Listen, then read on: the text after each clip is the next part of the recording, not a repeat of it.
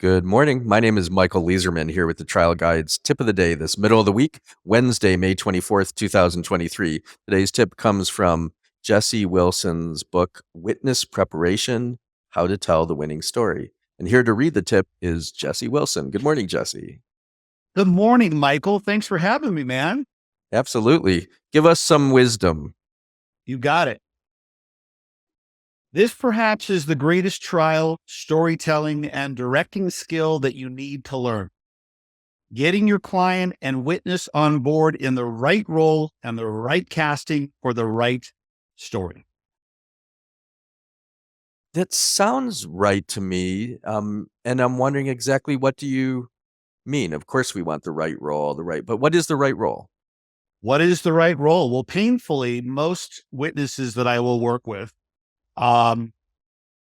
hopefully, if I can get to them before a deposition, that's always the ideal, will painfully cast themselves in the wrong role, quite literally as what they're trained to see on TV when they see the witness presenting. More often than not, 99.9% of the time, you see the victim. You see the pain story. You see the sobbing and the tears and the my life is ruined story and the I can't story. That's the old idea of who and what you think you're supposed to be. But who do we care about in the movies? Let's go to the movies for a second. If we're really looking at the movies, we care about characters who don't give up. These are the victors.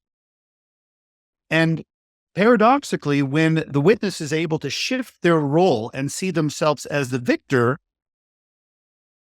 what they're looking for, justice and maximizing value and or damages and all that stuff, greatly increased when we see somebody who's trying, keyword trying, to do the best they can despite what has been taken from them. And that's shifting themselves within the right role.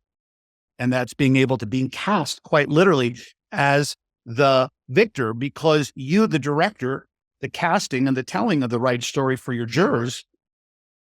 What is the story I'm telling about this person? Ladies and gentlemen, the last thing in the world my client would ever want to be seen as is as a victim, is your mindset. They are a victor mindset in every sense of the word, and I cannot wait for you to meet them. Now, you say to your client, if I were to tell you, if I will tell the jurors this story and you're the complete opposite of that, then I look like a freaking hack. That means I got to cast myself in the right role, not just my witness. So this is brilliant, and it's so counterintuitive, I think, for many lawyers. The lawyers, and you talk about it in your book and give some very concrete examples of wanting to come in and talk about the most devastating injury, which isn't necessarily what's most helpful in the case, because people don't give money, I don't think, for past grief. They give money when they think there's a deserving client, when they think there's someone that's worthy. You're going to feel that your client is deserving when you communicate to your witness, hopefully within the first 5 minutes of you that meeting them, your client, you say to them, listen, you are not your pain. You are the strength of trying to overcome your pain.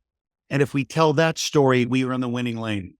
Anything that's the opposite of that story, we're telling them the wrong story. So you're not your brain injury. You're not your missing leg. You're not your dead kids. You're not your Pain has a funny way of wanting to make you believe that's who you are. But who you are today is strength. Because how do I know this? Because you wouldn't be here if you didn't have that strength. And I want to be able to tell that story. That's the right casting.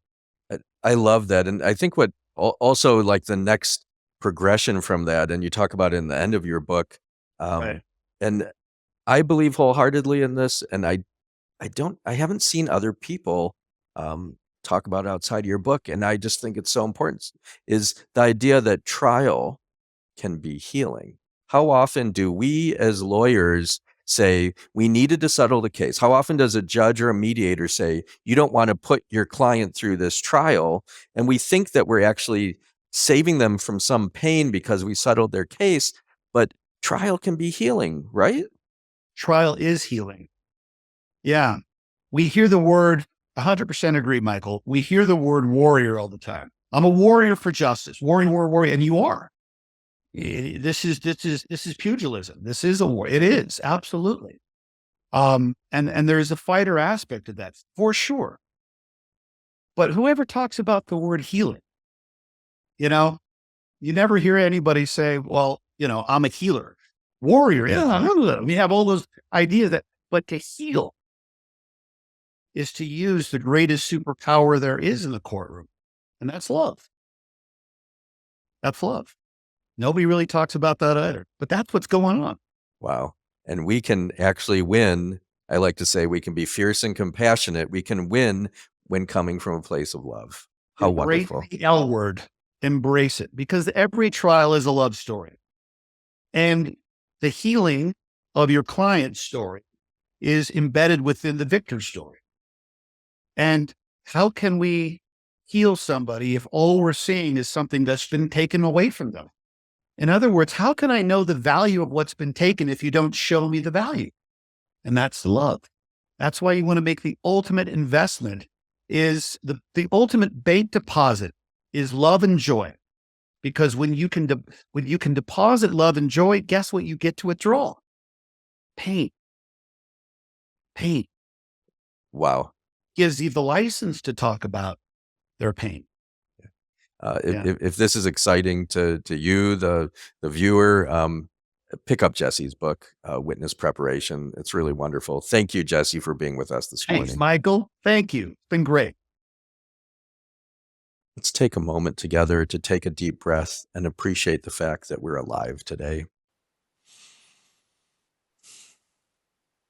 Let's be grateful for the fact that as lawyers or paralegals or whatever our jobs may be, that we have the opportunity to help reduce suffering in the world.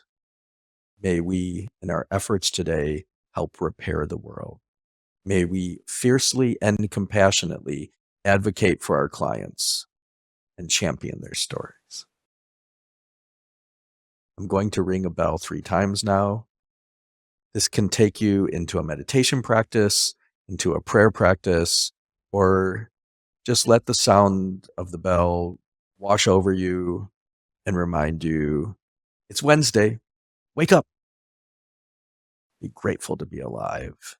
Go out, do good things, and have fun while you're doing it. Have a great day.